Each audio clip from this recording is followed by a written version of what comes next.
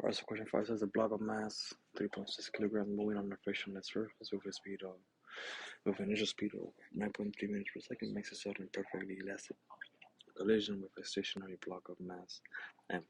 Just after the collision, the 3.6 block goes with a speed of final 2.7 meters. What is the speed of the other block? So we're going to be using the same equation. V equals V5F plus V.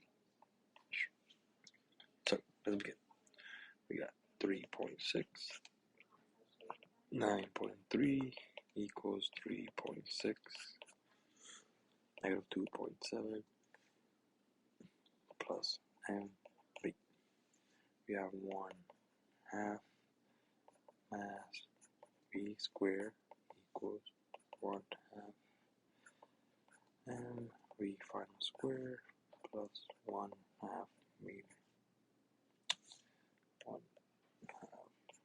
mass times v squared equals 1/2 3.6 9.3 squared equals 1/2 3.6 negative 2.7 squared plus 1/2